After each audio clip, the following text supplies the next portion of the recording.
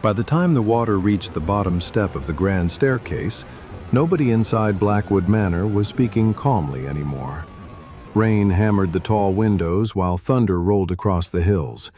Water pushed beneath the library doors, spread across the marble entrance hall, and carried expensive rugs toward the drawing room like leaves caught in a river. Conrad Vale stood ankle-deep in cold water, gripping his phone and shouting at an emergency contractor who could not reach the estate because the bridge road had disappeared beneath the storm. His family kept asking why the expensive new drainage system was not working. Nobody had an answer. Near the servants' entrance, Daniel Mercer, the newly appointed estate manager, stared at glowing control panels. He pressed buttons, reset switches, and searched through instructions on his tablet. Every action triggered another alarm.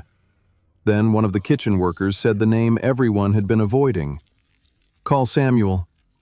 The room became silent except for the moving water. Only 3 weeks earlier, Conrad had removed Samuel Reed from his position as head caretaker. He had called Samuel outdated and resistant to progress. He had taken away the brass keys Samuel had carried for 31 years and handed them to Daniel, a younger man with modern qualifications and complete faith in technology. Now the mansion was filling with water. Samuel was the only person who knew what lay beneath it. But the story had begun months earlier, on a quiet September morning when Samuel walked through the eastern gardens before sunrise. He carried a dented green watering can in one hand and a heavy ring of keys in the other. Blackwood Manor rested above Ashbourne like a stone ship overlooking the valley. Its oldest walls had been built more than 200 years earlier. Every generation had added something new: Georgian windows, Victorian chimneys, an Edwardian conservatory, and a modern glass extension installed after Conrad inherited the estate. Samuel understood the house in a way no architect ever could. He knew which corridor became cold before the first frost. He knew which roof tiles lifted when the wind came from the north. He knew which floorboards complained beneath heavy steps and which pipe made a faint knocking sound before it failed. Every morning, Samuel began beside the old stone fountain. A small robin often waited there while he removed leaves from the drain. Samuel always left a few crumbs on the fountain wall. Nobody asked him to feed the bird. Nobody noticed that he did. That was the nature of most things Samuel did. He arrived early to light the boiler, carried heavy deliveries without being asked, and repaired whatever others overlooked. When Mrs. Hall developed arthritis, he quietly altered the linen cupboard catches so they opened more easily. He never announced these acts. They were simply things that needed doing. Samuel lived in a modest cottage near the western gate with his older sister Margaret. A stroke had weakened the right side of her body, so Samuel prepared her breakfast every morning and returned each evening with bread, medicine, or a newspaper. A wooden clock belonging to their father ticked above the fireplace. Their father had served as caretaker before Samuel and taught him that an old house rarely failed without warning. It whispered first. Samuel had spent his life listening. When Conrad inherited Blackwood Manor, he returned from London with expensive plans, confident advisors, and the impatient energy of a man accustomed to changing whatever stood before him. At first, Samuel welcomed the changes. He helped contractors measure the west wing, showed engineers where utility lines ran beneath the lawns, and brought out handwritten maintenance records dating back decades. Conrad barely looked at them. "We'll digitize all of this," he said. "No more relying on one person's memory." "It isn't guesswork, sir," Samuel replied. Conrad smiled. "The estate needs to enter this century." Samuel did not argue. Yet when workers installed new drainage pumps beneath the glass extension, Samuel noticed they had blocked access to an older overflow channel. Built after the Great Flood of 1958, the channel carried water from beneath the foundations toward an outlet beyond the southern meadow. The new plans labeled it obsolete. Samuel pointed toward the buried section. "That channel must remain clear." The supervisor glanced at his tablet. "It is no longer required. It carries water away when the lower ground is saturated. The new pumps have greater capacity." Pumps require electricity. They have backup power. Backup systems can also fail. The supervisor sighed. Mr. Reed, the design has already been approved. Samuel watched as concrete was poured over the old access point. Something tightened quietly inside his chest. The house was whispering. Nobody wanted to listen. The changes continued through autumn. Conrad hired a consultancy to review the estate, and the consultants arrived in dark cars carrying tablets. They counted staff hours, photographed storage rooms, and asked why so many inspections depended on Samuel. He answered patiently. Yes, he checked the cellar walls every Monday. Yes, he inspected the attic after strong winds. Yes, he walked the boundary after heavy rain. One consultant looked up from his screen. Is there a reason these tasks are not automated? Samuel considered the question. Because walls do not always fail where a sensor is placed. The consultant laughed, though Samuel had not intended a joke. A week later, Conrad announced a new management structure. Samuel would no longer report directly to the family. A younger estate manager named Daniel Mercer would supervise maintenance, security, contractors, and staff schedules. Daniel was 32, confident, well-spoken, and always perfectly dressed. He had managed luxury buildings, but never a historic estate. On his first morning, Daniel gathered the staff in the servants' hall. He spoke about efficiency, accountability, and modern standards. He introduced a digital system for recording every completed job. Samuel listened from the back. When the meeting ended, Daniel approached him with a practiced smile. I've heard you are the man who knows where everything is hidden. Most things are not hidden, Samuel replied. People simply stop looking. Daniel's smile weakened for a moment. I'm sure we will learn plenty from each other. Samuel hoped they would. For several weeks, he tried to teach Daniel how the estate worked. He showed him the manual shut-off valves behind the wine cellar and explained that the northern gutters filled quickly with pine needles. He pointed out the old servant tunnels beneath the eastern wing and warned him never to store heavy equipment above the cracked vault. Daniel took photographs and brief notes, but he often checked his phone while Samuel spoke. The underground overflow channel interested him least. That system was replaced, Daniel said. It was covered, not replaced. The engineering report says the pumps are sufficient. The report was written during dry weather. Daniel folded his arms. I need you to trust the professionals. Samuel looked at him steadily. I have spent 31 years repairing what professionals said would never break. Daniel reported the remark to Conrad. It became the first entry in a growing list of concerns about Samuel's attitude. The second came during preparations for a charity gala. Conrad planned to host 200 guests inside the manor. Temporary lighting, catering equipment, heaters, and sound systems would all draw power from the estate. Samuel inspected the setup and found too many systems connected to the western circuit. One cable was already warm beneath his hand. He disconnected the ballroom heaters before the guests arrived. Daniel discovered it an hour later. You had no authority to change the event setup, he said, pulling Samuel aside. The cable was overheating. You should have contacted me. I did, 3 times. I was dealing with the event. So was the cable. Daniel's face hardened. You cannot keep making independent decisions. Samuel looked toward the ballroom, where guests were gathering beneath silk decorations and old wooden beams. A fire would have made its own decision. Daniel called another electrician, who approved a safer connection. The gala continued without incident, but Samuel's warning was remembered not as protection, but as interference. Conrad began to see him as an obstacle. The man who had once represented continuity now seemed, in Conrad's mind, to represent resistance. Every warning sounded like criticism. Every handwritten record felt like a refusal to embrace the future.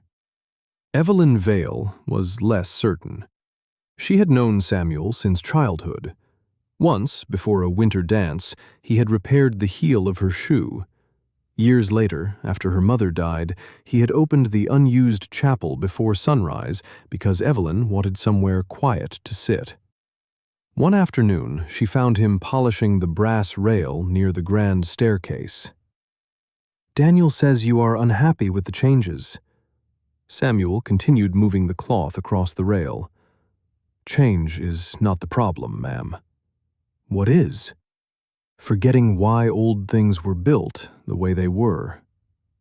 Evelyn looked toward the tall windows. Rain clouds were gathering beyond the hills. "You truly believe the drainage system is unsafe?" "I believe every system needs a second way out." She studied his face, perhaps hearing something beneath the words. Before she could answer, Conrad entered the hall and called her away. Samuel remained beside the staircase, polishing the same section of brass until it reflected the darkening sky. The injustice arrived on a Monday morning without ceremony. Samuel was summoned to Conrad's study. Daniel sat near the window with a folder resting on his knees, while Conrad stood behind the desk. Conrad did not invite Samuel to sit. "We have completed the restructuring review," he began. "Daniel has raised concerns about your ability to work within the new management system." Samuel looked briefly at Daniel, who lowered his eyes toward the folder. "What concerns?" "Failure to follow reporting procedures, unauthorized changes, resistance to approved contractors, repeated challenges to management decisions." Samuel listened without interrupting. Conrad's voice became softer, as if kindness could be created by lowering its volume. "No one is questioning your years of service, but the role of head caretaker requires adaptability." Samuel understood before the next sentence came. "You will remain employed," Conrad continued. "However, effective immediately, you will be reassigned as maintenance assistant. Daniel will have full authority over estate operations." For the first time in many years, the ring of brass keys at Samuel's side felt heavy. His father had carried some of those keys. One belonged to the old floodgate beneath the southern garden. Daniel placed a smaller steel ring on the desk. "These will cover the areas you still need to access." Samuel removed the brass keys from his belt. The metal made a quiet sound when he placed them on the polished wood. Conrad glanced at the keys, then back at Samuel. "This is not personal." "I understand, sir." Daniel seemed relieved. Conrad gave a short nod. Samuel left the study carrying 6 replacement keys on a plain steel ring. The difference in weight was almost nothing. He felt it with every step. News moved quickly through the servants' corridors. Mrs. Hall stopped Samuel near the laundry room, anger bright in her face. "They cannot do this after everything you have given them." "They already have." "You should challenge it." Samuel looked toward the linen cupboard whose catches he had altered for her aching hands. "And become what they say I am?" Mrs. Hall's eyes filled, though she blinked the tears away. That evening, Samuel returned to the cottage later than usual. Margaret sat at the piano, playing the same 4 measures repeatedly. Her left hand moved carefully across the keys, while her right rested in her lap. She stopped when she saw his face. "What happened?" Samuel placed the smaller key ring on the table. For a few moments, he could not find the right words. "They gave the house to someone else." Margaret looked at the keys and understood what they meant.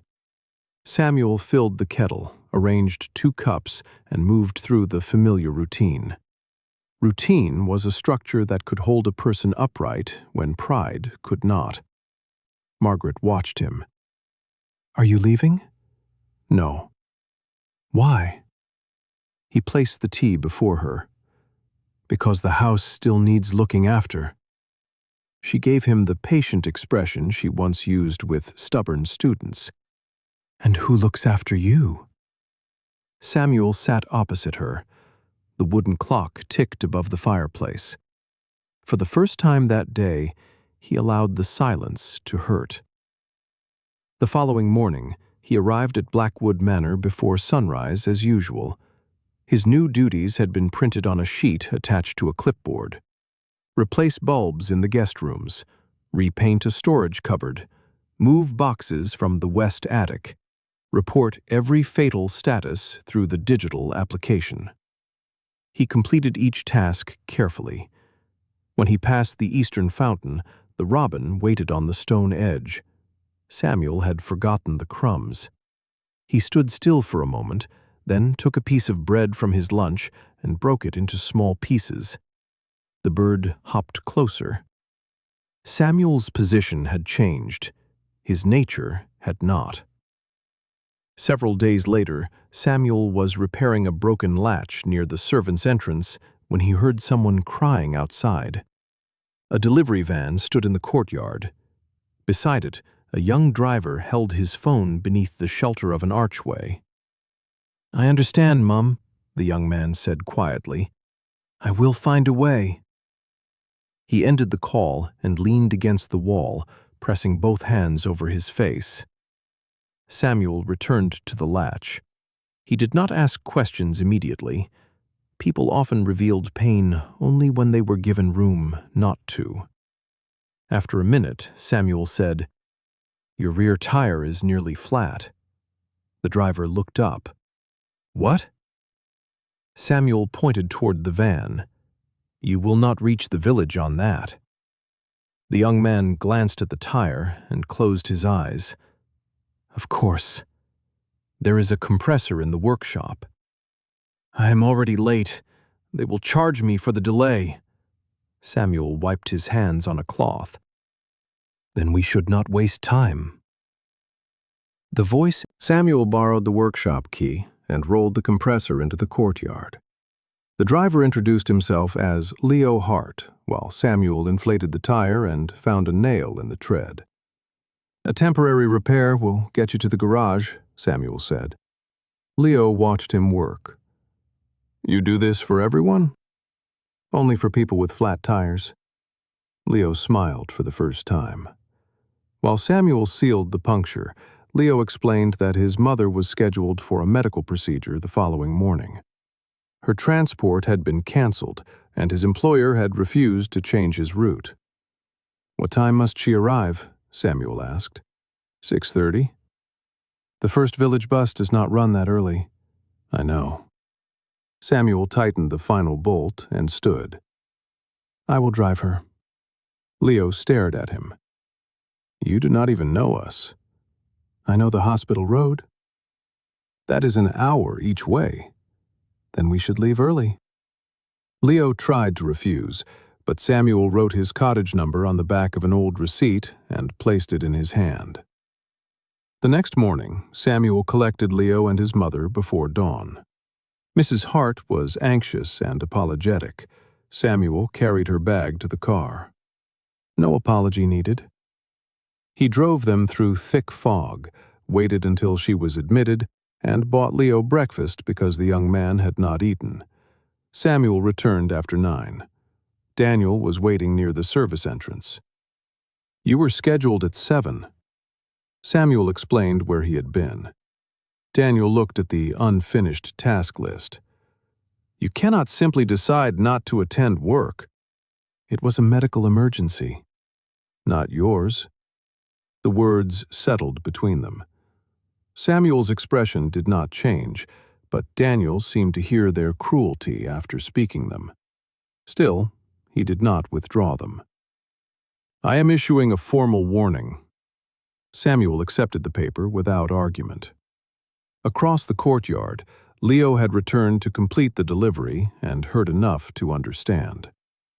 Samuel gave a slight shake of his head. "Do not interfere." Leo obeyed, but remembered. He also noticed several boxes of drainage equipment stacked beside the service yard. Before becoming a delivery driver, Leo had worked as a trainee technician for a company that maintained industrial pumps. He had left the job to care for his mother, but he still recognized the model printed on one of the control units. A problem with that model had been discussed at his old workplace. Water could enter through the lower seal during prolonged flooding.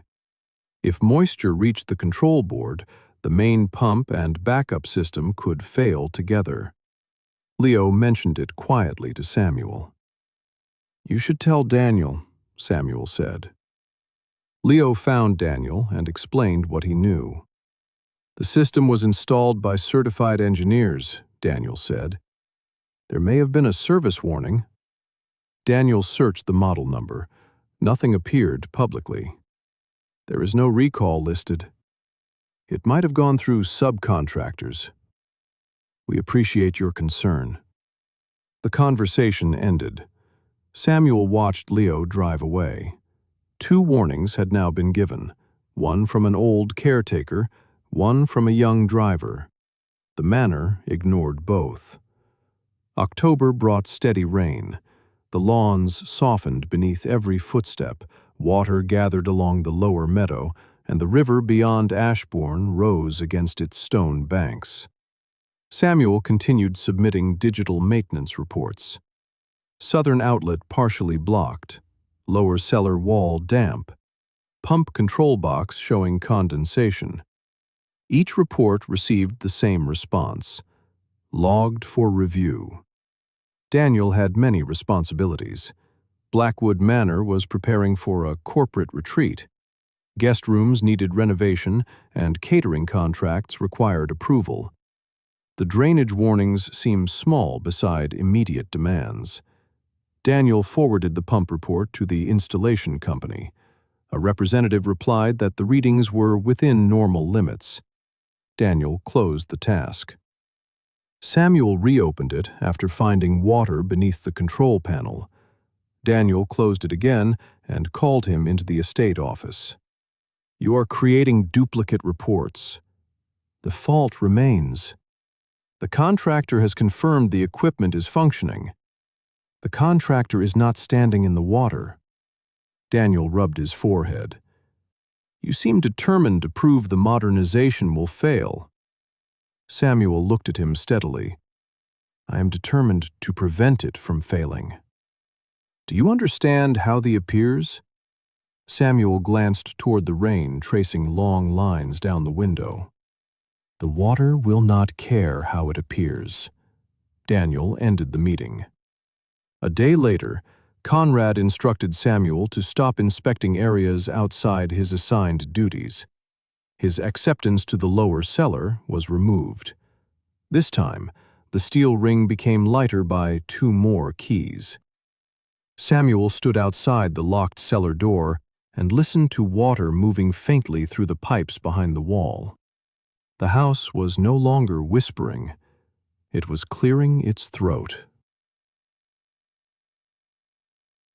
That weekend, Margaret lost her balance beside the piano and bruised her shoulder.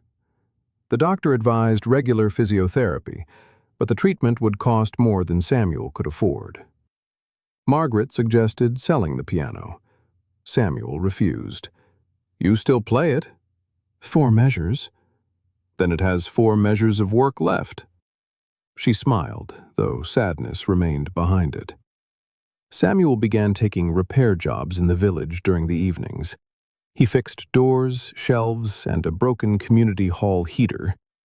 When people offered extra money, he returned it. At Blackwood Manor, contractors who once asked Samuel for advice now waited for Daniel's approval. Some avoided him because they assumed he had done something wrong. Samuel carried the humiliation quietly. Then a kitchen assistant named Nina received a call during work. Her young son had developed a high fever at school. But Daniel refused to release her until preparations for an important dinner were complete. Samuel found Nina crying beside the pantry. "Go to him," he said. "I will lose my job." "I will finish your work." "You are not assigned to the kitchen." "Neither is a fever." Samuel spent the afternoon moving supplies, cleaning tables, and carrying crates. When Daniel discovered what had happened, he issued Samuel another formal warning for abandoning his maintenance duties. Nina's son recovered. The dinner proceeded smoothly. Nobody in the dining room knew the silver had been arranged by a caretaker being punished for helping a frightened mother. But Evelyn knew. She had seen Samuel carrying crates through the service corridor. She also saw Daniel hand him the warning. That evening, she entered Conrad's study. "We are becoming the kind of people your father warned us about." Conrad looked up from his laptop. "This is an employment matter." "No, it is a character matter." "You think I should allow Samuel to ignore management?" "I think you should ask why his choices keep helping people." "You are taking his side." Evelyn's voice remained quiet.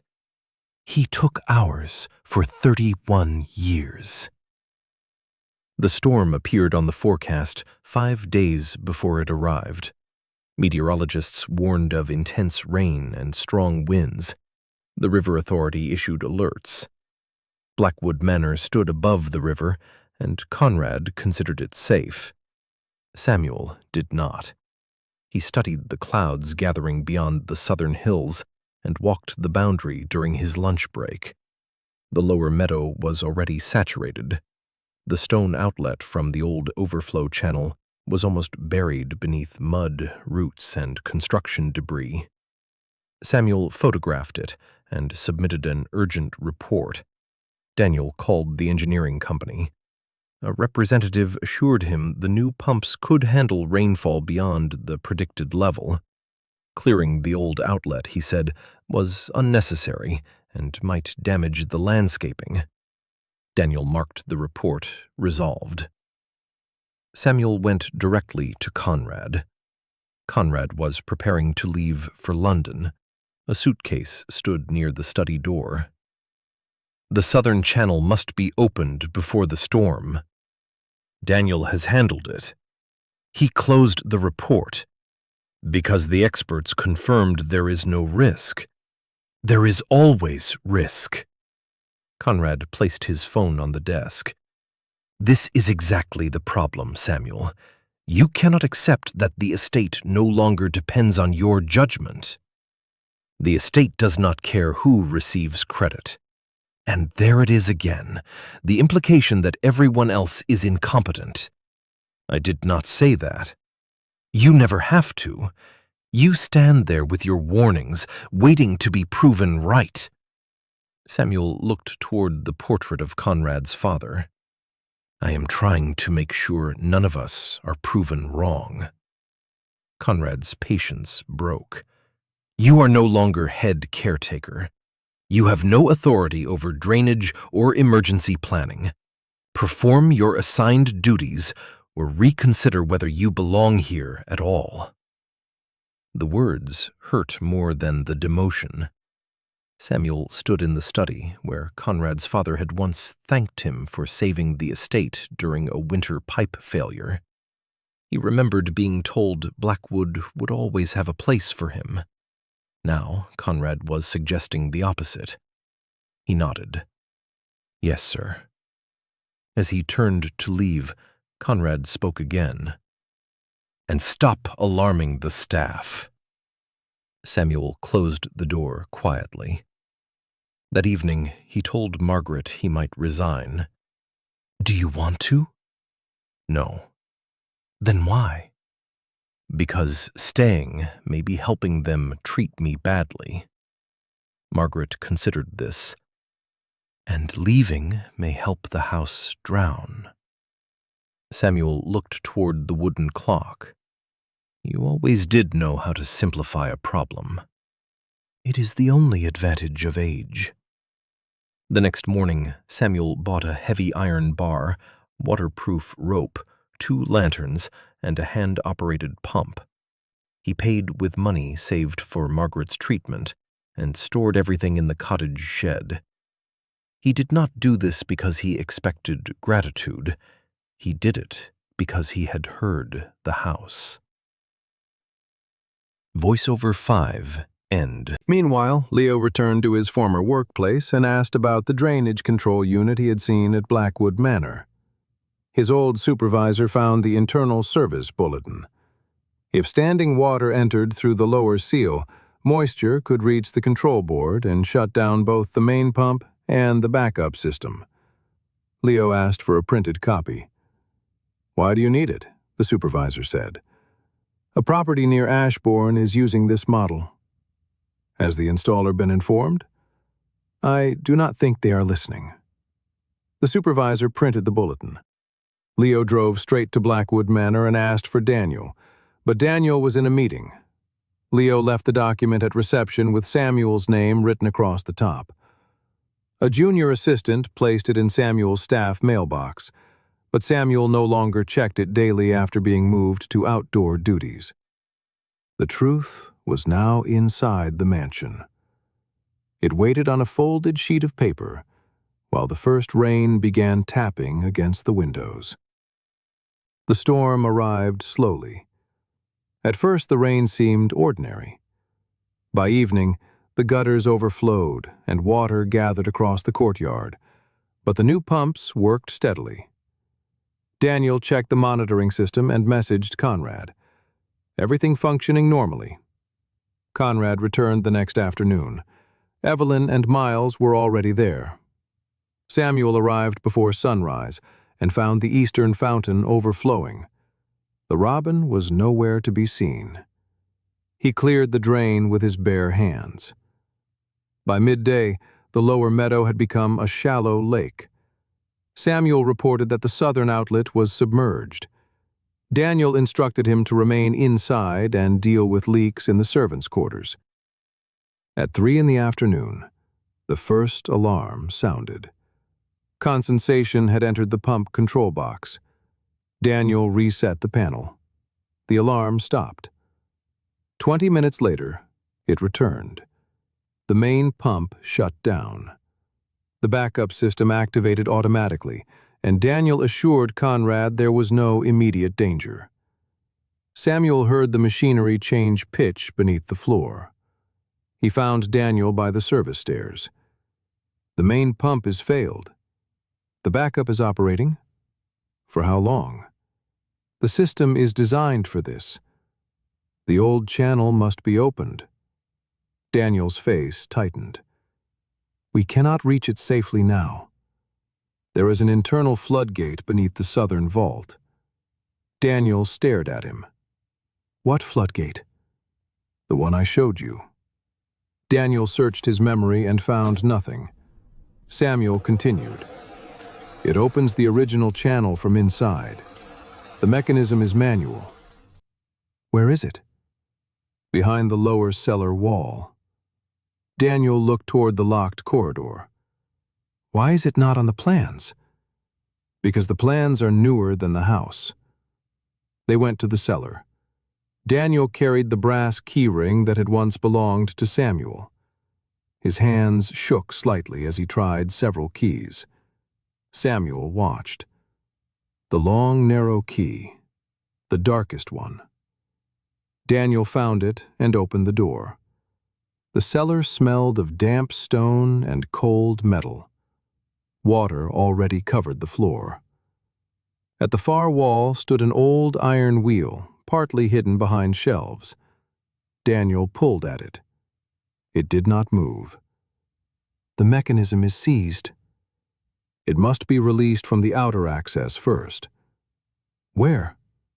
"The southern outlet." Daniel turned toward Samuel. "You just said it is underwater." "It is." Thunder shook dust from the ceiling. A second alarm began upstairs. The backup pump had stopped. For several seconds, Neither man spoke. Then Daniel ran. Within half an hour, water entered the lower corridors. Staff carried boxes, rolled rugs, and moved furniture upstairs. Conrad called emergency services, but roads around the estate were becoming impassable. Samuel directed workers away from the old eastern vault moments before plaster began falling from the ceiling. Daniel did not challenge him. Water pushed beneath the library doors and entered the marble hall. The house that had stood through wars and winters now seems to be opening from beneath. Conrad found Samuel near the staircase. "Can it be stopped?" Samuel looked at the rising water. "Yes." "How?" "Someone must reach the outer channel, clear the debris, and release the gate." "That meadow is flooded." "I know." "It is too dangerous." "If the water reaches the electrical rooms, the damage will spread through the entire lower floor. The foundations may shift." Conrad stared at the water. "Who can do it?" Samuel did not answer. They both knew. Conrad's voice became smaller. "Samuel?" The caretaker looked toward the entrance doors, where rain struck the glass like thrown gravel. Then he thought of Margaret, waiting beside the cottage window. He thought of the old floodgate. He thought of the brass keys he no longer carried. "I will need rope," he said. Conrad closed his eyes briefly. Samuel had already prepared it. It was waiting in his shed. Vor. Leo arrived before Samuel could leave the manor. His delivery van stopped at the gate because the road beyond it was blocked. He abandoned the vehicle and walked through the rain to the main house, carrying the pump warning beneath his coat. Inside, he found chaos. Water covered the entrance hall. Staff members moved furniture upstairs. Alarms echoed through the corridors. Leo saw Samuel tying waterproof rope around his waist. "What are you doing?" "Opening the southern channel." "You cannot go alone." "I know the ground." "And I know that pump system." "The pumps are finished." "Then you need another pair of hands." Samuel tried to refuse, but Leo lowered his voice. "You drove my mother through fog before sunrise. Let me help you now." Kindness had returned, not as money or praise, but as a man standing in floodwater and refusing to step aside. Samuel handed him the second lantern. They secured one end of the rope to an iron column near the service entrance. Daniel and two groundskeepers held the line. Before Samuel stepped into the storm, Evelyn approached him. "Please be careful." He gave a small nod. Then Conrad came forward, holding the old brass keyring. He had taken it from Daniel. For a moment, neither man moved. Conrad extended the keys. Samuel looked down at them. Rain blew through the open doorway, carrying wet leaves across the flooded tiles. "The darkest key," Samuel said. "Keep it ready for the inner wheel." Conrad's hand remained extended. "You should carry them." Samuel took only one key, the old floodgate key. The rest stayed in Conrad's palm. Outside, the storm erased distance. Samuel and Leo moved through water that rose from their knees to their waists as they crossed the lower garden. The rope tightened behind them. Branches floated across the meadow. Mud pulled at their boots. Twice Leo lost his footing, and twice Samuel caught him. They reached the stone outlet almost by touch. The opening was buried beneath tangled roots, broken timber, plastic sheeting, and hardened construction waste left during the installation of the glass extension. Samuel drove the iron bar into the blockage. It did not move. Leo joined him. Together, they pulled loose smaller branches, cut through netting, and shifted stones.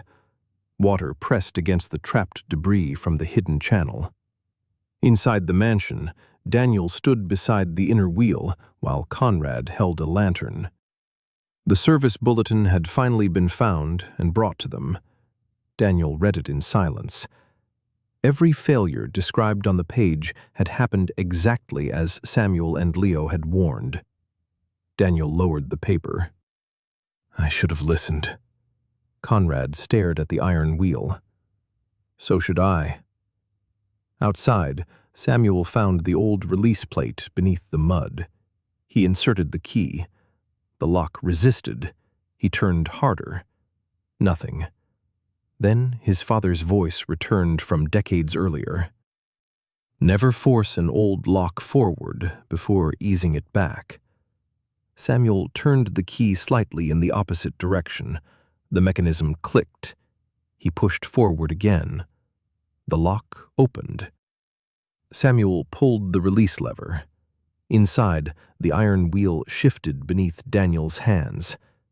"It is moving!" he shouted. Daniel and Conrad turned it together. At first, the wheel groaned only a few inches.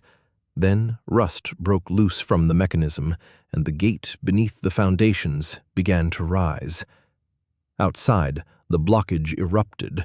Water burst through the outlet with enough force to knock Samuel and Leo backward. The rope snapped tight. Muddy water dragged them toward the lower ditch. The groundskeepers held the line. For several seconds, Samuel disappeared beneath the surface. Then his hand emerged around the rope. Leo caught his coat and pulled him upward. The old channel roared beneath them. Across the flooded meadow, the water level began to fall.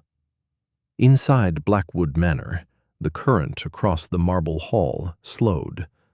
The house had found its second way out. Samuel and Leo returned, soaked, bruised, and covered in mud. The staff gathered near the service entrance as the two men were pulled inside. Nina wrapped blankets around their shoulders. Mrs. Hall began crying openly. Samuel looked first toward the lower corridor. Is the water level dropping? Daniel nodded. Yes. Only then did Samuel allow himself to sit.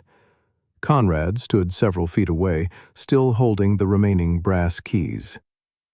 The storm continued through the night, but the reopened channel carried water away from the foundations. Emergency crews arrived after dawn and secured the damaged electrical systems. Blackwood Manor had suffered serious damage, but it was still standing.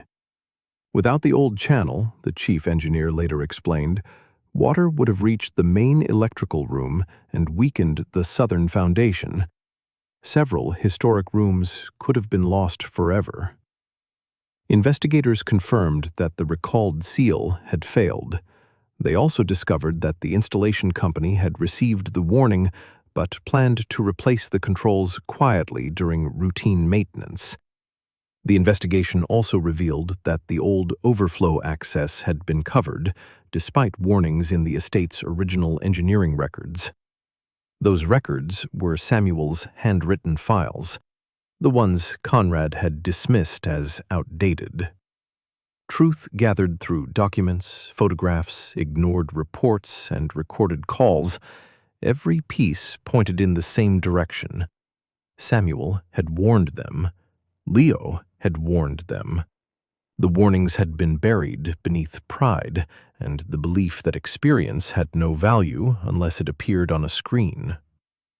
The installation company lost its contract, faced claims from other properties, and its insurer agreed to cover much of the damage. But the hardest accountability happened inside the manor. 2 days after the storm, Conrad walked to Samuel's cottage. Margaret opened the door. She looked at Conrad's polished shoes, then at the mud still marking his coat. "My brother is resting." "I know." "He nearly died saving your house." "I know that too." Margaret considered closing the door. Then Samuel's voice came from the sitting room. "Let him in." Conrad entered. The cottage smelled of tea and furniture polish. The wooden clock ticked above the fireplace. Samuel sat in an armchair with his ribs bandaged and one hand wrapped. Conrad remained standing. He placed the brass key ring on the table. Samuel looked at it, but did not reach for it. Conrad had prepared several sentences. None seemed large enough now. "I was wrong," he said. Samuel waited. "I called your knowledge resistance. I treated your caution as pride because I was too proud to hear it. I allowed you to be humiliated in the house you protected for most of your life." Samuel's face remained still. "I cannot undo that," Conrad continued. "No." The single word carried no anger. That made it heavier. "I am sorry." The clock ticked between them. Samuel looked toward Margaret, then back at Conrad.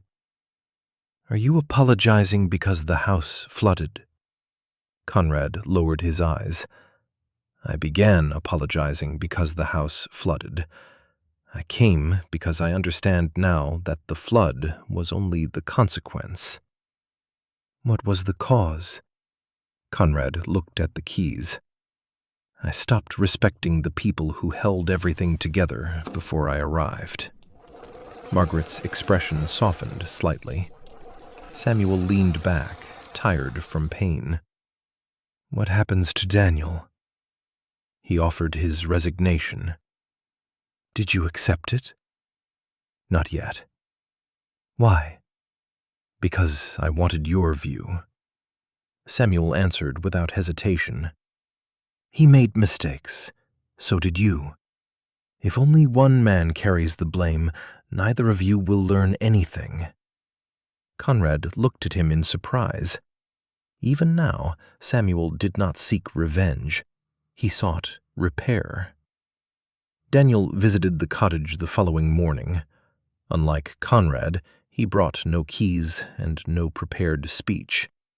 He stood in the doorway with Rain on his shoulders and shame visible in the way he held himself. "I read every report you submitted," he told Samuel, "after the flood." "They were easier to believe afterward." Daniel nodded. "I kept thinking authority meant I had to appear certain. Every time you questioned something, I thought you were trying to embarrass me." "I was challenging you," Samuel replied, "but not for the reason you believed." "I know that now." Daniel apologized without excuses. He admitted closing reports, dismissing Leo's warning, and caring more about proving himself than using Samuel's experience. Then he asked whether Samuel believed he should resign. "That is not my decision," Samuel said. "What would you do?" Samuel looked toward the rain-darkened window. "I would stay long enough to repair what I damaged." Daniel absorbed the answer. For the first time since arriving at Blackwood Manor, he listened without preparing a response. Daniel remained at Blackwood Manor, but not as the unquestioned manager he had once tried to become. Conrad created a new estate council that included maintenance workers, household staff, engineers, and members of the local Heritage Trust. Important decisions would no longer be made by one person behind a desk. Samuel was offered his old position immediately. He refused. Conrad stared at him. "After everything that happened, you do not want to return as head caretaker?" Samuel looked toward the damaged southern wing. "I will not return as the man everyone depends upon, but nobody listens to." "What do you want instead?" "The knowledge must belong to more than one person." Together, they created a new role for him, Director of Estate Preservation and Safety. Samuel would train staff, inspect historic systems, maintain emergency plans, and have the authority to stop any work that placed the estate at risk. His handwritten records would be copied into the digital system, but the originals would remain protected in the archive. Daniel helped design the new system. He spent months overseeing repairs and no longer carried his tablet like a shield. Sometimes he walked beside Samuel, carrying the old blue folders instead. Leo was offered paid training as an assistant safety technician. The estate covered his certification, allowing him to return to the profession he had left while caring for his mother. Leo accepted the offer quietly. Nina received something quieter but equally important. Blackwood Manor introduced a family emergency policy for every employee. No worker would again be forced to choose between protecting a job and caring for a sick child. Mrs. Hall joined the staff council. At the first meeting, she spoke so firmly that Samuel had to hide a smile. Conrad also ordered a bronze plaque honoring Samuel for saving Blackwood Manor. Samuel asked that it be removed before installation. "You deserve recognition," Conrad said. "Then recognize the warnings next time." In the end, Samuel agreed to a smaller plaque inside the restored southern vault. It listed everyone who had helped during the storm, including the groundskeepers, kitchen workers, cleaners, Daniel, Leo, Conrad, and Samuel. No name appeared larger than another. The installation company lost its contract, and Conrad restored the original drainage network with several manual access points. He also created a support fund for employees facing medical emergencies. Margaret's physiotherapy was covered through it, though Samuel insisted the same help be available to everyone. Months later, Margaret slowly moved her right hand across several piano keys. The first melody she played with both hands was uneven and hesitant. Samuel stood beside the piano, listening as though it were the finest performance he had ever heard. Spring eventually returned to Ashbourne. The lower meadow dried. New grass covered the mud, and the river withdrew into its banks. Broken branches between the stones still showed how high the water had risen. On the first clear morning of April, Samuel crossed the eastern garden before sunrise. He carried the dented green watering can with the old brass keys resting at his side. Not because the estate depended only on him again. Daniel carried copies. Leo carried emergency keys. 2 groundskeepers had been trained to open the floodgate. Instructions were posted in the cellar and stored online. The knowledge had been shared. That was the difference. Samuel reached the stone fountain and removed 3 leaves from the drain. Water moved freely through it. A robin landed on the edge. Samuel broke a piece from his breakfast bread and scattered the crumbs across the stone. Footsteps approached behind him. Conrad stood on the path carrying 2 cups of coffee. He offered one to Samuel. "I thought you might be here." "I usually am." Conrad looked toward the manor. Scaffolding still covered part of the southern wall, but morning light touched the highest windows. "My father once told me this house survives because people care for it more than they care about owning it." Samuel took the coffee. He was right. I wish I had understood sooner. Samuel watched the robin take a crumb and fly into the garden. Sooner is gone. Conrad waited.